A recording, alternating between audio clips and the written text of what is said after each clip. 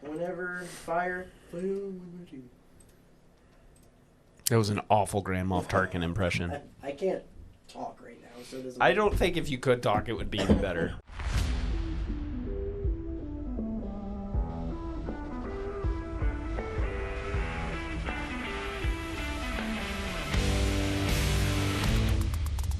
Howdy, everybody, and welcome to the Aggie Gameday Extra Podcast. It is a week where there's a lot of news, and there's a lot of upcoming news, so we're going to dive into that here in just a little bit. Basketball tournament is just about over. We've got baseball that might be maybe trying to come back, so we've got a lot to talk about this week. And joining me today are our usual crew. We've got the senior Texas A&M sportswriter, Travis L. Brown, along with us, along with the senior Tyler Shaw, sports director extraordinaire. Waving is really great for podcasts. I just realized. Yeah, Travis really, waves at the crowd. really that is fantastic. listening. Yeah, some people watch. There are some people that watch. Travis, you have been fighting to restore your voice over the course of this week, so that's why I'm going to talk a little more. Which everybody loves a yapper. Here I am. Everybody loves to hear less of me and more of you. Yapping away. Hey, you know, we always kind of preface these things by saying that you're like the fan, the heart of the Aggie fandom that speaks to this podcast. Yes. And you came up with a really great nickname for yourself. Yeah, I think yesterday, and I kind of loved it. When I was trying to essentially echo what you just said, I think I said like the heartbeat / pulse of Aggie Land, and you were like, that's the Aggie band, and I was like, yeah, I don't have any sort of rhythm like that, so I guess I'm like the arrhythmia of the spirit of Aggie Land. Also, just kind of the general panic, like, right? You know, that comes with. I'm really good at panicking. You know, anxiety over here. I love it. I love anxiety as I sip my third cup of coffee of the day. It's wonderful. Everything is great. Everything could be also not great. In the Aggie athletic department, or we could be overreacting as we usually do, and we probably are. So right? from hence moving forward, you are going to be the arrhythmia of the pulse of Aggie Land. That's me. So happy to be a part of that. We'll get that on your lower third for the future. I'm going to put that in my X bio that you use so often now. Yeah, that is a conversation for another time. Hey, with a lot less cameras. How are we doing on our brackets? Not bad. I'm not doing terrible. Yeah. I've got Florida and Houston in the final. I've got Houston winning it all, so I'm very much still alive in that standpoint. I've got Florida and Duke, and Duke winning it all. You know, Tyler, I had your fighting Cougars in the Final Four. Whoa, wow. I didn't know they you did had not, them all the way to the They did Final not make Four. it. I wouldn't have done that. But, hey, a Sweet 16 run, I figured they could pull out. Beating Alabama would have got them where?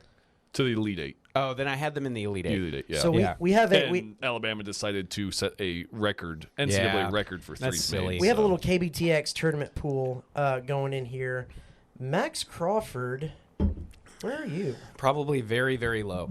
Because you made me make that in a hurry. You were like, hey, I need this by 3 p.m., and it was like 3:04. Yeah, Tyler Shaw's in 12th. He has Duke going all the way out, so there's Still that. a chance. Still a chance.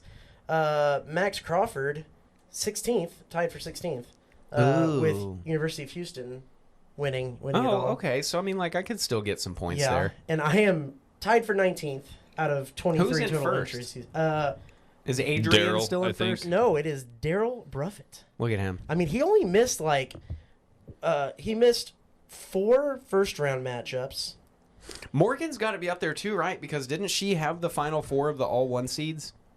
I thought Morgan did. Let's see. Morgan Weaver's number 2. Okay, yeah. And she has the entire she picked the entire Final Four.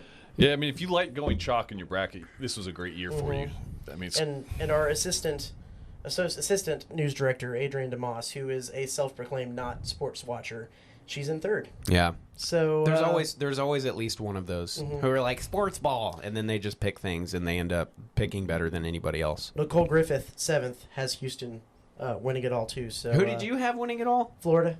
Okay. So I'm still in play there, but I only have 115 available points left. Let me also say, I still hate any sort of sporting championship that happens on a weekday. I absolutely hate that.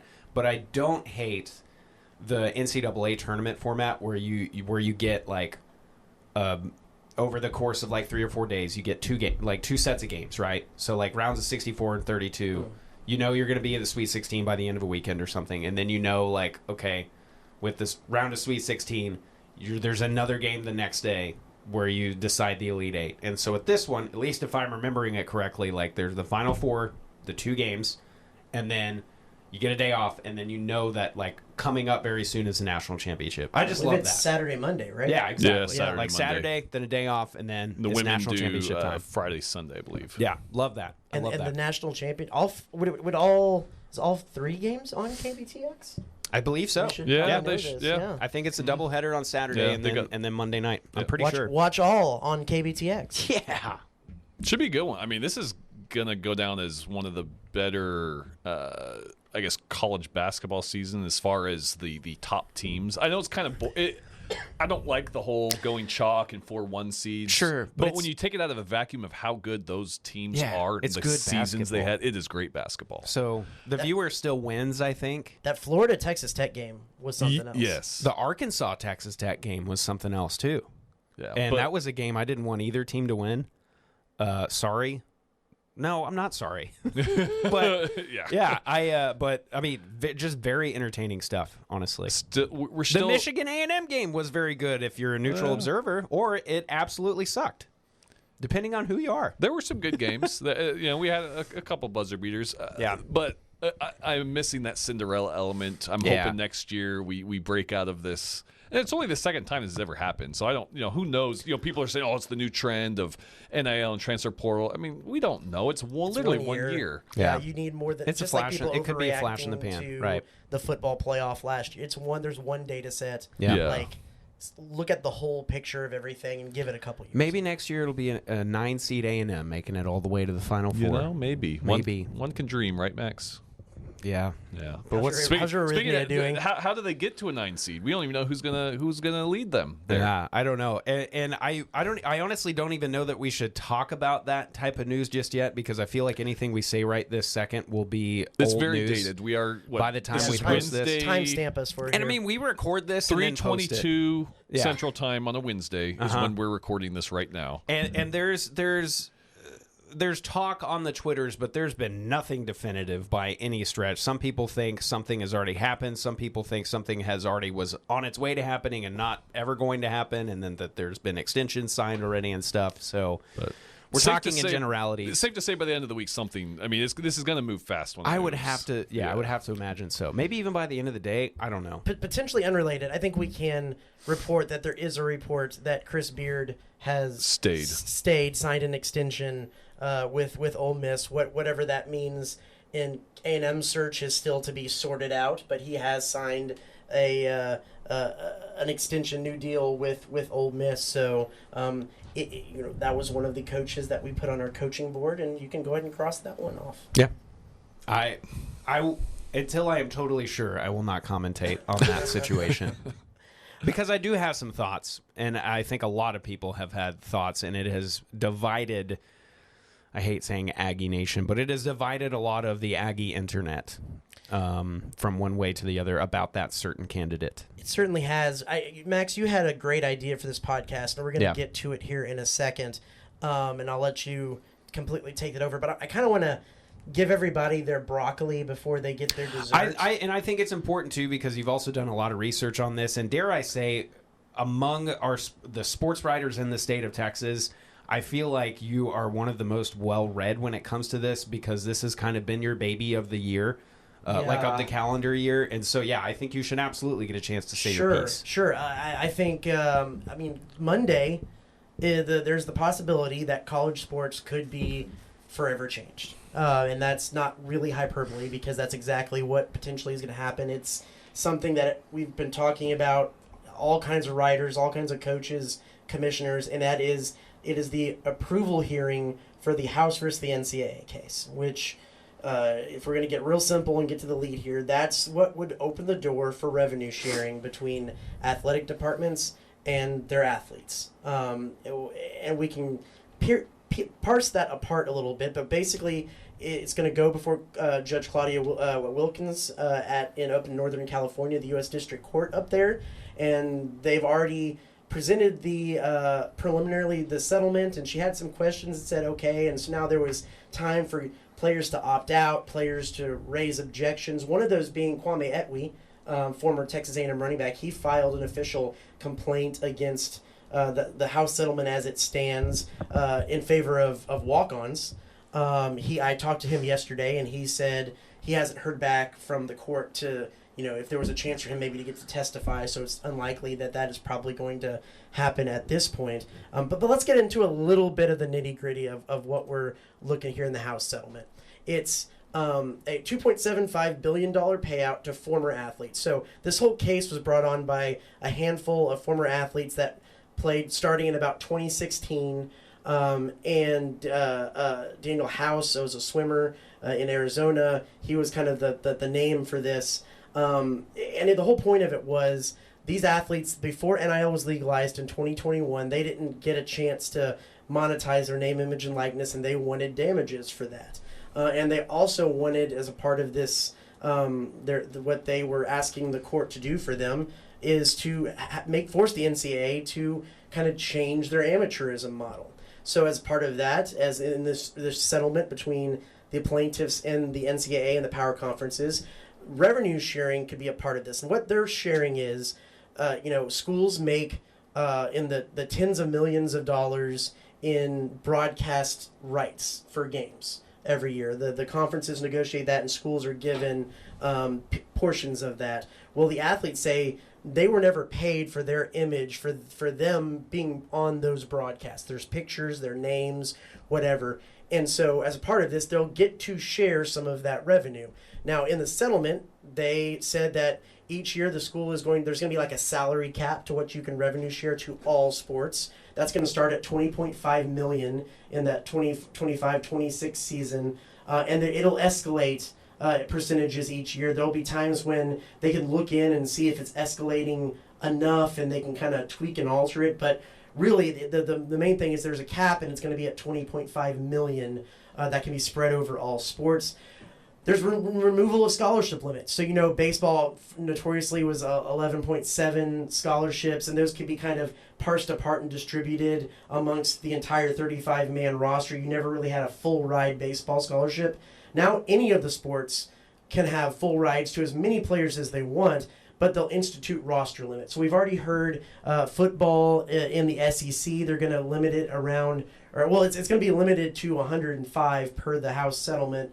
But the SEC is going to limit the scholarships to about 85, and the rest of that number can be walk-ons. There's going to be different ways they tweak that. But each school can determine how many full-ride scholarships they want to give to the athletes. They can determine how much of that $20.5 million cap they want to use spread across all of their sports and how they want to distribute it among sports. Or they can choose to not do it. They can choose to do a little bit of it. It's up to them to choose how much money they want to put towards this. And it'll be across a 10-year term. So in lieu of, in essence, collectively bargaining, because athletes aren't employees right now, this is kind of the quote-unquote collectively bargained terms about how college athlete revenue is going to work moving forward. And so that's where this stands. This will go before the judge, and if she decides to approve it on Monday, this is how college athletics works moving forward.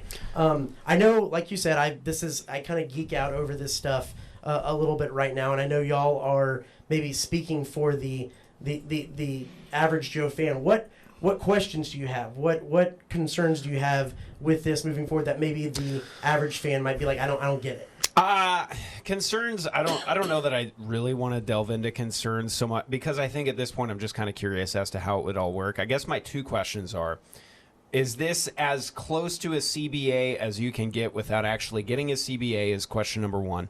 Number two is, are there a lot of schools, and it seems like A&M is this way, that have kind of read the tea leaves and kind of seen this coming and have been somewhat structuring their athletic departments behind the scenes to be ready for this ruling? Sure, let's start with the first part of that. And yes, they want this to basically be the CBA, even though it wasn't collectively bargained. It was bargained between the plaintiffs' lawyers, which were a handful of student athletes, and the NCAA and the power conferences, and any athletes that fall in any of these parameters were able to opt in or object and issue their objections as to why this isn't good. And so that kind of is the makeshift bargaining piece of this, but that's what they hope will keep everything intact. There's other cases involving whether student athletes should be employees, which would then, if they became employees of the universities, would then have the right to unionize and collectively bargain for a contract in this. But that's kind of an outlier right now. There's other cases that address similar things to this, and it'll be interesting to see how those are heard, what those look like after the settlement is approved, because it in essence blocks most athletes' ability to then relitigate this whole process for another 10 years. There's little loopholes and things they'll have to, like, how does Title IX play into this? Things like that. That'll be interesting moving forward. So it's not over, but this is the first big step. And then, yes, you look at any move that A&M has made over the last year since Trev Alberts has been here, when you talk about the elimination of a lot of positions in the athletic department, the way that they're structuring, doing some renovations to Blue Belt Park, it's all because of the changing landscape, the possible future of college athletics, and that's this coming on. They're going to have to find $20.5 million every year, roughly, to give to athletes. Now, the way that this is all supposed to work is, okay, well, you get this money in broadcast revenue. What they're technically asking them to do is just carve out a piece of that money they give and give it to the athletes. But the horse is already out of the barn on spending in athletic departments. They can't just take away $20.5 million. They're trying to add more money on top of what they're already making to give that to the athletes. If you look at places like Tennessee, they're putting what do they call it? Like a talent luxury tax of 10% on all their tickets, and that's basically to go into the pot to pay revenue sharing. There's some places that are adding on little NIL incentives and stuff, but what this is revenue sharing is the schools paying athletes NIL money for the ability to use their name, image, and likeness on TV broadcasts. It's not dissimilar to what they did with the video game this past summer, right? No, and part of some of the back pay has to do with athletes who could have been in video games, but they weren't able to make those video games because of the NCAA's system. So that's a part of it as well. What questions do you have, or thoughts on this? Yeah, I mean, just the way this is going, I worry. A&M, it's been apparent, Trev Alberts is doing everything they can so they have that pool of $20.5 million. Not every school is going to have $20.5 million to share. That's kind of the cap. And, not everything needs to be on an even playing field, but that just worries me. The further we get into this, there's going to be I think, an even bigger separation between these power schools with money and those with not. And just how they, plan to come up with this revenue sharing. That's the thing. And to me, you almost need it to come. I mean, like you said, you explained it that the money, the athletic spending is already accounted for, so they need to come up with an extra 20.5. But because this is for name, image, and likeness for TV broadcast rights. Almost like it needs to come collectively out of either the conference or some other entity other than just school by school. But it'll be interesting to see how this affects the landscape. I think the other thing when you kind of talk about that cliche of the haves and the have-nots. I think the starkest change that you will see is schools are going to have to basically, when you talk about A&M. Stereotypically or in a kind of a cliche manner, it's always, well, this is a football and baseball school, and all the other sports. That's much nicer than the cliches and stereotypes that I hear. That's fair. Okay. That's fair. Carry on. Sorry. This is a football and a baseball school, and that's always just kind of been measured by fan support. Sometimes by success, sometimes by giving. Little metrics by there. Now this is going to be schools actually have to kind of decide what programs that they're going to want to fund. Right. And so they can, A&M is in a position where if you really want to say, okay, this is going to be a football and a baseball school, you devote the largest chunk of that revenue sharing money to football players and baseball players, so that when other recruits, football and baseball, come through, they will know by talking to people and their recruiting visits and stuff that this is a school that pays baseball players. And there's going to be schools like Oklahoma. That might be one where, man, they decide to give a good chunk to the softball team because they've been so good. And Nebraska, the volleyball team, and things like that, where maybe men's basketball at Oklahoma gets a little bit less because they're giving a little bit more of that to softball, and the chasms maybe in some of those secondary sports, because everybody's going to give as much of the full amount to football as they can. Mm-hmm.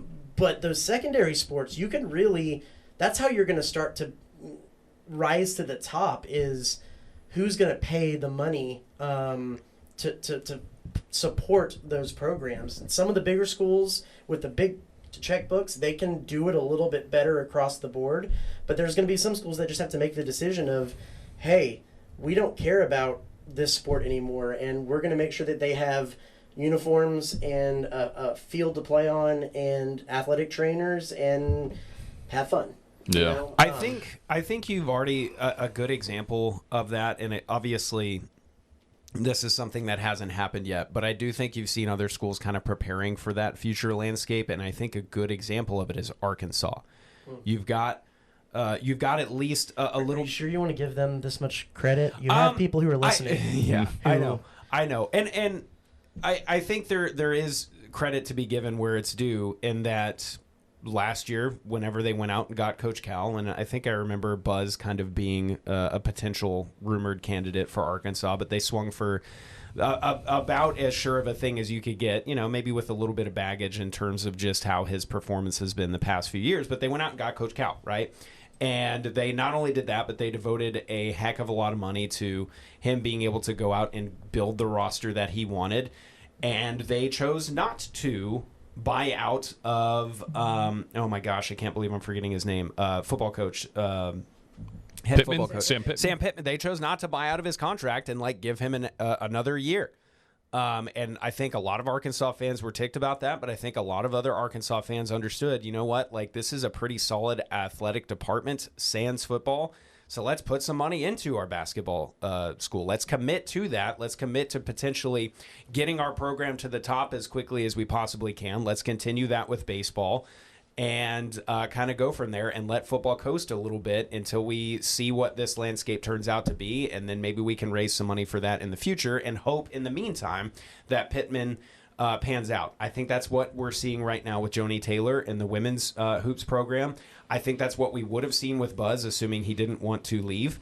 And yeah, so who knows? I think Texas Tech and their basketball program is another example of that. Yeah, absolutely. I mean, you can also look at the football NIL budget that they've Texas Tech as a whole is investing a lot of money right now. And it's been pretty wild to see, honestly. But meanwhile, Texas Tech's baseball program is kind of struggling right now. Right. And so I don't know. Yeah, there's probably going to have to be a pick and choose between these, I don't want to say mid-major schools, but mid-major, in terms of funding, where you think about your Texas Tech and your Arkansas, who's got those few rich alumni, Mississippi States. Mm-hmm. I think Tech and certainly Arkansas are a rung above your Mississippi States of the world.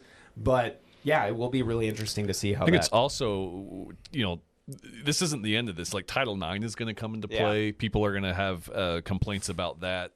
That'll be interesting to see how it, when schools start deciding where they funnel these funds into legally, what happens of that when you have things like Title IX out there. Without to get too political with it, the Biden administration, their Department of Education put out a little memorandum before the end of their administration that said any NIL money that athletes get will be considered financial aid, which then would make that tied to Title IX. So that it would have to be equally distributed. Once the Trump administration came through, the Department of Education, before any executive orders or anything regarding that, they did away with that memo. So there was a little bit of that starting at the Washington level, and it's going to go that high to see how Title IX and stuff affects all of this as well, because that's going to be, like you said, a whole another interesting argument that this all gets pieced out. There's going to be other court cases Fontenot is one that 7 A&M players have put there who opted out of the House case are in, that it's either going to be a continuation of House if this doesn't get approved, or just another way for those athletes to seek different kind of damages since they opted out of the House case. But this is the world we live in. I think for the most part, if you're just Joe Average, show up to Kyle Field, sing the war hymn, watch football, go tailgate and go home, you can escape this. You can go to the games on Saturday, watch the games, enjoy, and not have to worry or deal with any of this in the background. But if you're going to be the guy who's going to get real into recruiting, real into the nitty-gritty of understanding why a team maybe is good or bad, or the roster is the way that it is, you're going to have to understand that there are these financial factors in play in the background. The other thing to mention, too, is that third-party NIL, collectives, the doing commercials that aren't associated with A&M, that's all still going to exist. Right. It's still going to stay the same. So if you are a school who isn't going to give as much resources to sport and revenue sharing, you can potentially make some of that up in building your roster by having your collective then focus really hard on this sport over here that you're not necessarily revenue, and kind of make up the difference there in salaries to recruit. So it's going to be interesting. Monday, I'll be tuned in watching, and we'll have plenty of coverage on what happens from that. A&M hasn't put out yet what their whole system is going to be to address this. I know Trev Alberts spoke with the Board of Regents at their last meeting in executive session on some of what his plan is on this, but that hasn't been released. Texas Tech was out in front of all of this, talking about how they're going to distribute the money and stuff way a long time ago. Chris Del Conte at Texas mentioned that they're going to use all the money that they can. They're going to hit that cap. They're going to use all those scholarships, but he didn't really get much into it yet either. So it'll be interesting to see not only what that looks like, but how they release it. Yeah. Max, Okay. let's, now that everybody's had their vegetables, sure. You had a fun idea. That was a heaping plate of vegetables that you gave us, Travis. was. In fact, check and see how much time we have left. We need to extend this recording. I think we're doing good. But I talked for a little bit. That's okay. No, and it's very important stuff. And I'm going to be real with you guys. I don't think that you're going to get as in depth information and just analysis of what is going to happen with this if you're an Aggie fan than from this guy right here. So I think you absolutely should toot your own horn in that perspective. But toot. Very good. Very good. Hey, y'all, it's Max, and if you've been watching the pod, you know this by now, that we have a new official sponsor of the Aggie Gameday Extra Podcast. And it is a familiar face. You know him. You have seen him around Aggieland for many, many years. Say hello to C&J Barbecue. Now, I don't know if there are many of you out there, but if you live in the Brazos Valley and you have not been to C&J Barbecue yet, what on earth are you guys doing? The crew at C&J started out smoking just about 20 pounds of meat a day in a tiny gas station on Harvey Road. Now, they serve over 2,200 pounds every single day across 3 locations. So you know it's good. They've fed President Bush, catered for Willie Nelson. Yeah, Willie. But most importantly, they've been feeding Aggies and locals for over 40 years. In fact, I had myself some at a catering event last weekend, and the brisket was absolutely amazing. Don't even get me started on the sides and the appetizers, because Justin is always cooking up some amazing stuff. Just get there, see, smell, and taste for yourself. Tell them the guys sent you. C&J Barbecue, a family tradition. Let's have some fun, Max. You take over. So I've got a couple of ideas, and honestly, there's been a lot of sports news that has happened with the Aggies over the past week or so, especially since the 3 of us have been in this room. But I think that we could kind of address all of it by doing a little exercise here, and you guys are welcome to play along at home and let us know in the comments and all that good stuff. Like, subscribe, and share. And My assignment was essentially, hey, you know what? There's been a lot of criticism, and surely a lot of it has been warranted, about how certain athletic departments, and since I'm an Aggie, it's been more my Aggie sphere, how things are going right now, right? We're struggling in baseball with a brand new hire.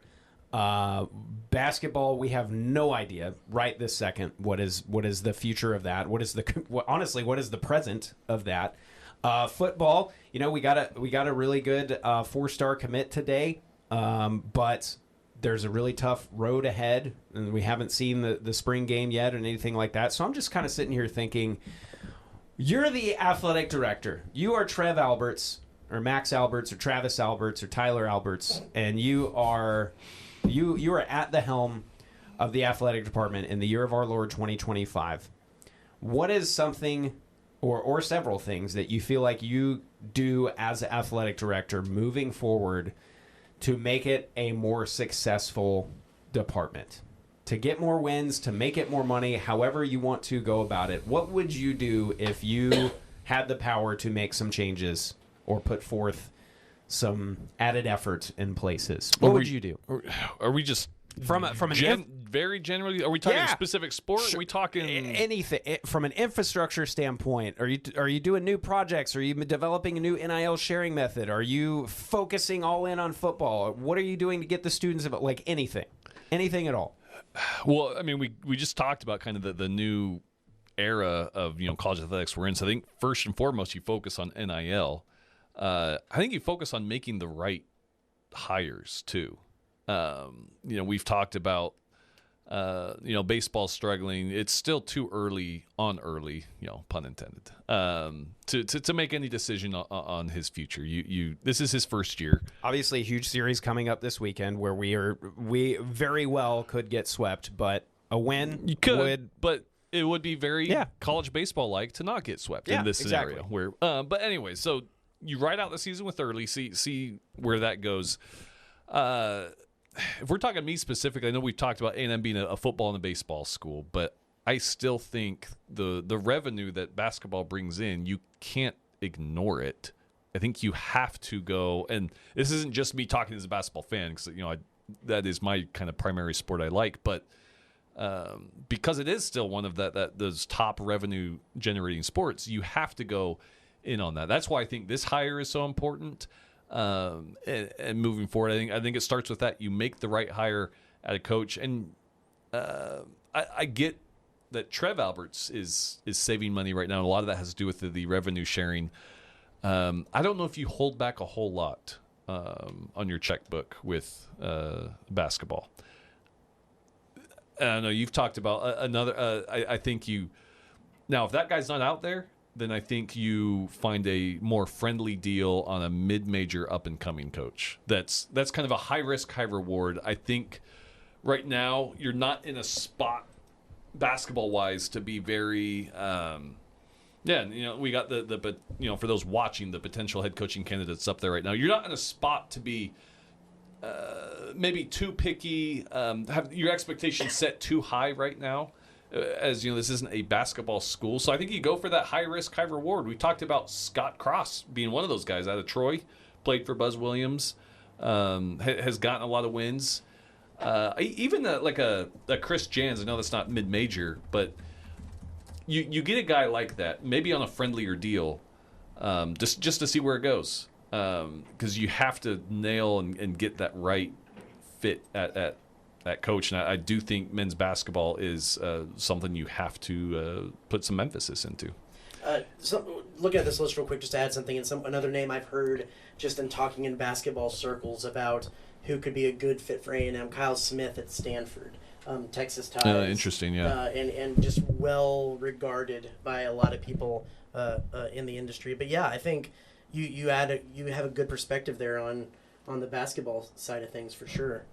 I want you to go next, Travis. Okay. I want to know what Travis L. Brown would do with this athletic department. Give me some tangible things. Give me some stuff that you think could be focused on if you're the athletic director. Mine is certainly not a sexy answer, but it does tie directly back into what we were just talking about, and that is so much of the buzzwords, the way that you talk about college, the athletic directors have talked about college athletics publicly for the last 3 or 4 years is the uncertainty. There's so much uncertainty. We don't know what it's going to... Well, Monday, there's going to be a whole heaping helping of certainty.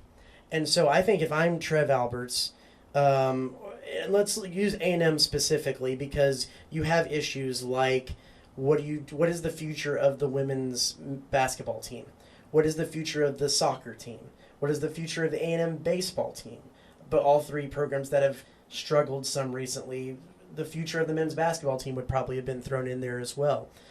You need to start having some really clear messaging about what your 1 year, 5 year, 10-year goals are for the athletic department, and start taking away this idea of uncertainty, because I think messaging is going to be the next big key thing. It's a fan base right now that when you kind of check the pulse of, they feel like the whole thing is a little bit rudderless.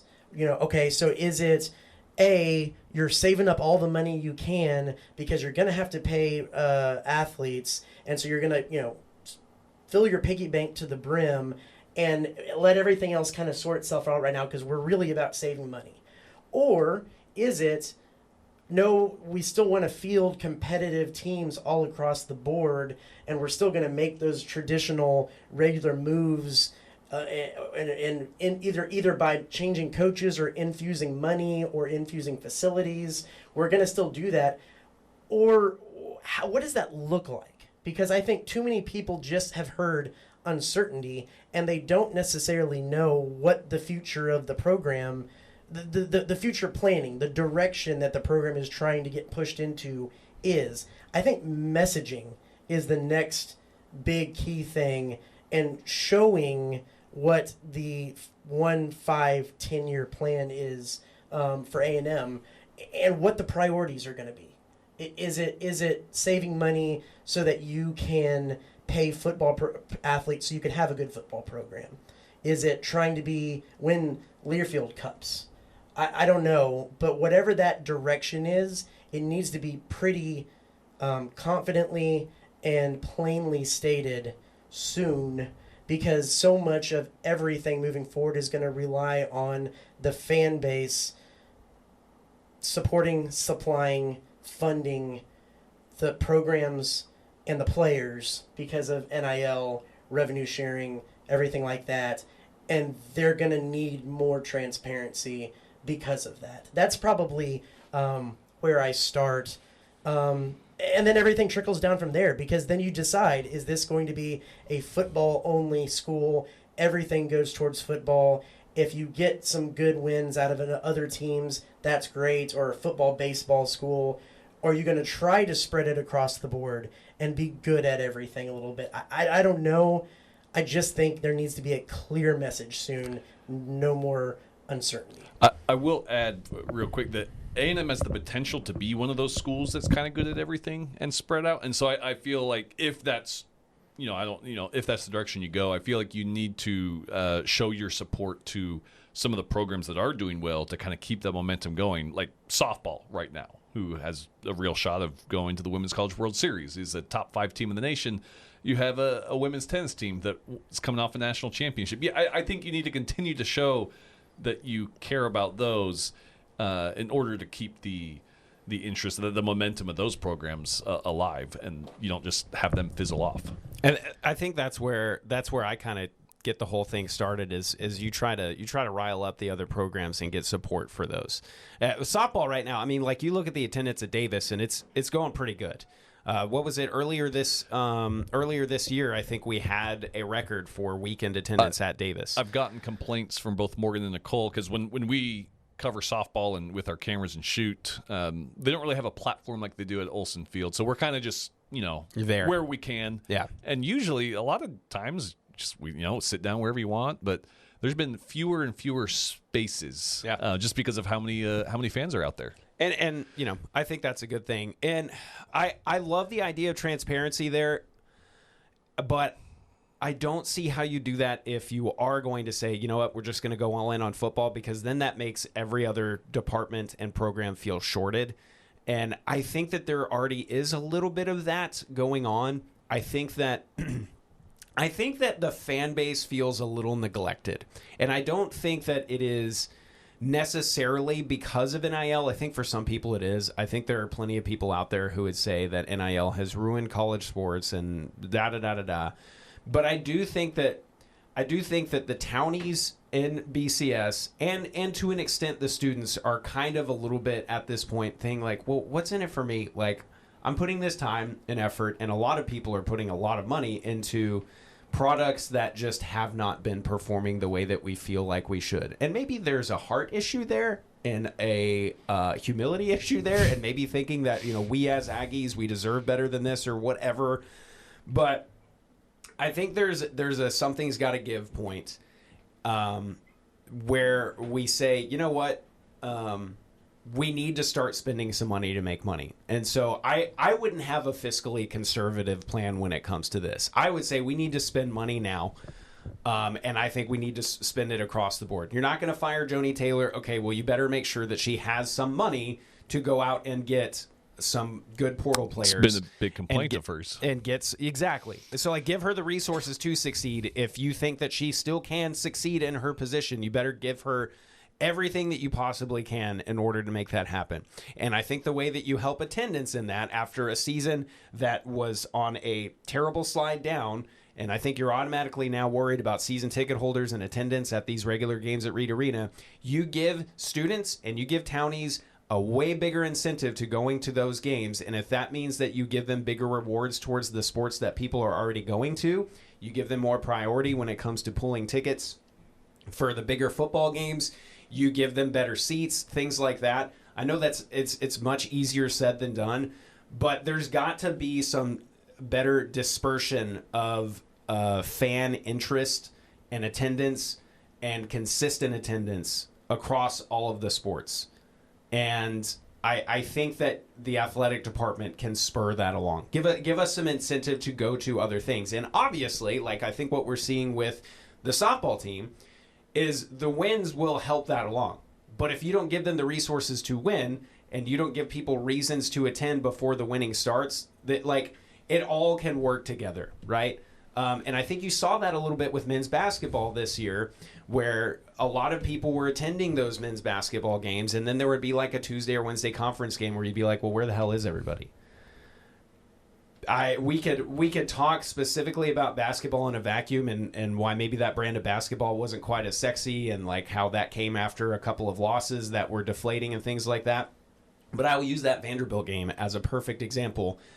We would have won that game if there would have been more people in that arena. I know that for a fact. I know that crowd noise, especially in college sports, translates to wins, or at least translates to points on the board.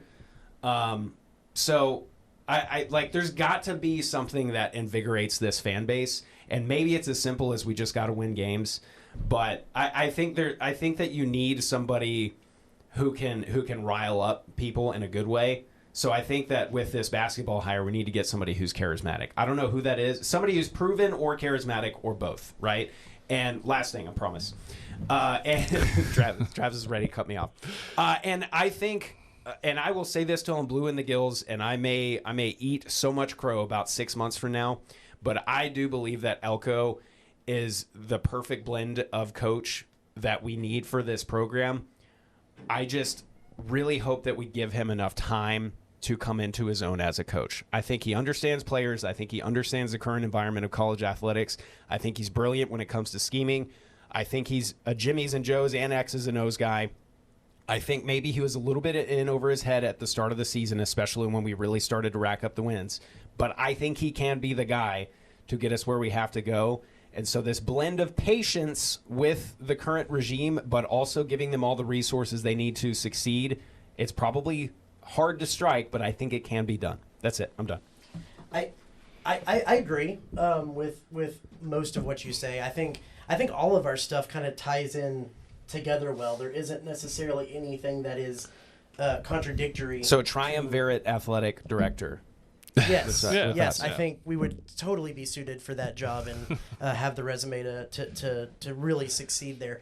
The other thing that I thought you would mention too, when we were kind of looking specifically at the basketball thing, I'm intrigued by this trend that I think Davidson has this, Trey Young at Oklahoma, where a star player that's in the NBA now becomes the general manager and gets to have some personnel decisions, and they infuse their money into the program as well. I don't know. I mean, I would have to be like the Alex Caruso. I don't know who that'd be for A&M, but I like that model. I like that idea, not only in basketball but other sports as well. Curious what y'all thought of that. I'm going to be honest. That's the first time hearing of that. But I think if you're talking A&M specifically, it's what, Caruso or Middleton? Like who? Yeah. I mean, who else would it be? DeAndre Jordan. DeAndre Jordan, Yeah. maybe. But I'm talking either. You get. you get Von Johnny Miller, in here as a new Yeah, minister I think- of culture and or I something. think maybe I don't know if that's an answer, but I think moving forward, you have to have that kind of bridge between the old iconic stars helping the present day, and especially monetarily. But if you get them as like a general manager, I think that could do wonders in this new era. I think we mentioned this when we were kind of talking about. There's a freeze frame of me that I think we need to use for the thumbnail for the pod. I think we were talking earlier about was it a good idea to put Wade Taylor's jersey in the rafters? And I said yes. Let's create a legacy here. And let's bring these people back and drum up some excitement for a program. Yeah, the Buzz Williams era is done, but that doesn't mean that Wade Taylor's not invited back anytime he wants, and in fact encouraged to have input on who the next coach is and stuff like that. I'm not going to say Wade Taylor's going to pick the coach, but we absolutely need that. Bring back some Aggie celebrities and have them be involved in it to drum people up. Does that mean Johnny is going to be the new minister of culture for Aggie football? I mean, maybe. I don't know. You might need a minister of culture. Who knows? Yeah. I don't know. Maybe what Leon that O'Neal culture would Jr. be. I don't know. Yeah. Just say Leon O'Neal. Yeah, maybe. I like Bring back Ryan Tannehill. What's he up to? He's probably on a beach somewhere trying to get away from everybody. That dude is an introvert to the max, but Yeah.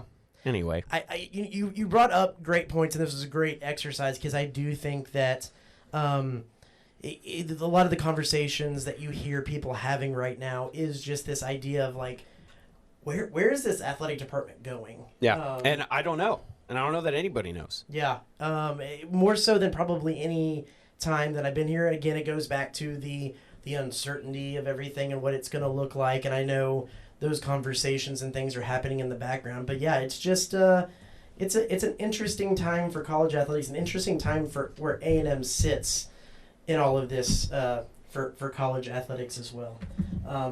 You get to close it out because I'm tired of talking. I was going to say, you were talking about potentially using your voice, and I don't know that I've heard you talking in pod more.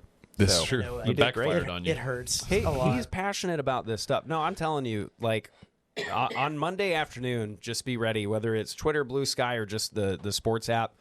Follow Travis on there, and he's gonna get you everything you need to know about that. I'm not creating work for you because I know you're already going to be doing it. But we've covered a lot of stuff. There's baseball series this weekend. Both softball and baseball are away. I would say one of those series is a little more consequential to the other of whether the season can be salvaged and whatnot. But obviously, plenty of sports action. We got MLB that has started up. We have got the Final Four on KBTX. And these guys will keep you posted on it all the way through. Wade Taylor will be at the Final Four. He's playing on Friday, game before in the college All-Star game. Yeah. Wonderful. And you need to, before you sign out, to tease. I know this will only be relevant for just a few hours, but you got some big stuff coming up weather-wise tomorrow, right? Too? Yeah. It's a tough forecast. So, but yeah, be ready for some. Not the forecast. Oh, the severe weather special. Yes. Yeah. I mean, I was so tunnel visioned on whether or not it's going to flip and rain this weekend because people are already starting to cancel events. But yeah, severe weather special tomorrow. So Thursday, 6:30, right after our usual News 3 at 6 time. Instead of that extra half hour, we'll dive into weather. We'll talk hail because that's on everybody's minds. We'll talk a couple of different things about how the weather in the Brazos Valley has been behaving over the past 10 to 15 years and what that could mean for the future. So a lot of fun stuff that we're talking about. I'm telling you, Stevie and Berkeley and Kaylee have worked so hard on this, and I've just kind of been a facilitator. So it's really, really good stuff, and you know that it's a much smarter production than it would have been if it was all me. So yeah, be on the lookout for that. Always good content on our 3 apps that you can get: news, sports, and weather. And I think that'll be the good opportunity to wrap it up there. So, as always, appreciate you guys for listening to us, for watching us on the Aggie Gameday Extra Podcast. Special shout out to C&J Barbecue. Thank you guys, and we will see you on the next one. Y'all have a fantastic rest of your day.